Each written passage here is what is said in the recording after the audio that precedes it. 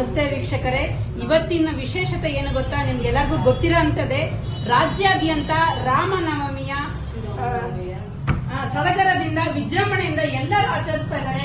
ಈ ದಿವಸ ನಾವು JJR ನಗರದಲ್ಲಿ ಇದ್ದೀವಿ. ಬನ್ನಿ, ನಾವು ನಮ್ಮ ಸ್ವಾಮೀಜಿಗಳು ಎಲ್ಲ ಇದ್ದಾರೆ, ಅರ್ಚಕರಿದ್ದಾರೆ, ಸ್ನೇಹಿತರಿದ್ದಾರೆ, ಅವ್ರನ್ನೆಲ್ಲ ಮಾತಾಡ್ಸೋಣ. ಈ ದಿನದ ವಿಶೇಷತೆ ಪೂಜೆ ಇಲ್ಲೂ ವಿಜೃಂಭಣೆಯಿಂದ ನಡೀತಾ ಇದೆ, ಅವ್ರನ್ನೆಲ್ಲ ಮಾತಾಡ್ಸೋಣ. ಬನ್ನಿ ಸರ್. ನಮಸ್ತೆ.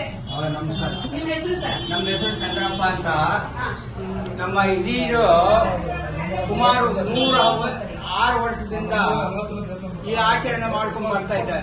ಏನು ಬೆಳಗಿನ ಜಾವ ಭಜನೆ, ಸಾಯಂಕಾಲ ಹೊತ್ತು ಭಜನೆ ಶನಿವಾರ, ಆಮೇಲೆ ಶ್ರೀರಾಮನವಮಿ, ಆಮೇಲೆ ಮಹಾಶಿವರಾತ್ರಿ ಹಬ್ಬವನ್ನ ಆಚರಿಸ್ತಾ ಇದ್ರು.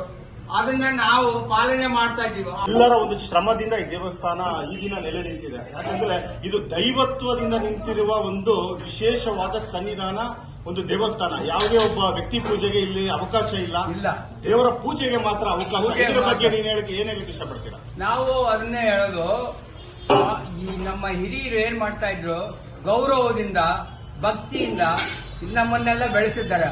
ಅದೇ ರೀತಿ ನಾವು ಮಕ್ಕಳಿಗೂ ನಮ್ಮ ಗ್ರಾಮದ ಹಿರಿಯರಿಗೂ ಮತ್ತು ಕಿರಿಯರು ಎಲ್ಲ ಅದನ್ನ ನಾವು ಆಚರಣೆ ಮಾಡೋದ್ರಿಂದ ಅವ್ರಿಗೂ ಸ್ವಲ್ಪ ಜ್ಞಾನೋದಯವಾಗುತ್ತೆ. ಇಂಥದ್ದನ್ನು ನಾವು ಹೋದ್ಮೇಲೆ ಅವ್ರು ಮುಂದುವರಿಸಿಕೊಂಡು ಹೋಗ್ತಾರಂತ ನಾನು ಹೇಳೋದಕ್ಕೆ ಇಷ್ಟಪಡ್ತೀನಿ. ನೋಡಿದ್ರಲ್ಲ ವೀಕ್ಷಕರೇ, ನಮ್ಮ ಶಿವಕುಮಾರ್ ಅವರಿದ್ದಾರೆ, ನಮ್ಮ ತಿಮ್ಮಯ್ಯ ಅವರು, ಶಿವಕುಮಾರ್ ಅವರು.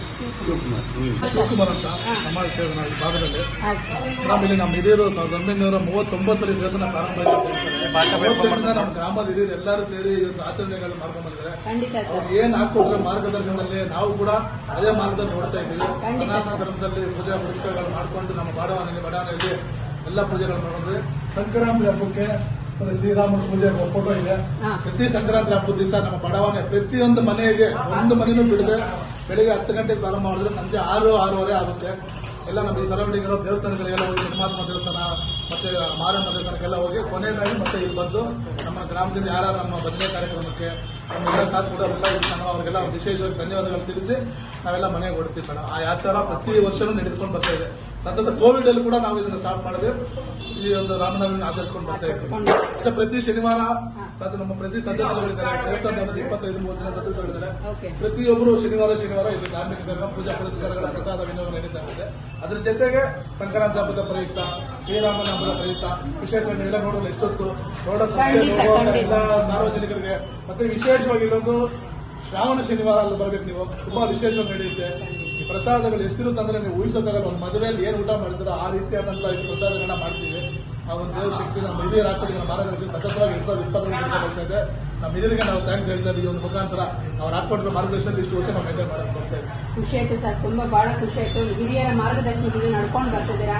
ಆ ದೇವ್ರು ನಿಮಗೆ ಒಳ್ಳೆ ಆರೋಗ್ಯ ಭಾಗ್ಯ ಐಶ್ವರ್ಯ ಕೊಟ್ಟು ಇನ್ನೂ ನಿಮ್ಮ ಕೈಯಿಂದ ಹೆಚ್ಚು ಕೆಲಸಗಳು ಮಾಡಲಿ ಅಂತ ನಮ್ಮ ವಾಹಿನಿ ಮುಖಾಂತರ ನಾವು ಕೇಳ್ಕೊತಾ ಇದ್ದೀವಿ. ನೀವು ಬಂದು ನಮ್ಮ ಅರಸಿ ಆರೋಗ್ಯಕ್ಕೆ ಖಂಡಿತ ಸರ್, ತುಂಬಾ ಥ್ಯಾಂಕ್ಸ್. ಮೇಡಮ್ ಎಲ್ಲರಿಗೂ ನಿಮ್ಮೆಲ್ಲರಿಗೂ ಹೃತ್ಪೂರ್ವಕ ಧನ್ಯವಾದಗಳು. ನಮ್ಮ ದೇವಸ್ಥಾನದ ಎಲ್ಲ ಆಡಳಿತ ಮಂಡಳಿ ಪರವಾಗಿ ಖಂಡಿತ ಥ್ಯಾಂಕ್ ಯು ಸರ್. ಧನ್ಯವಾದಗಳು.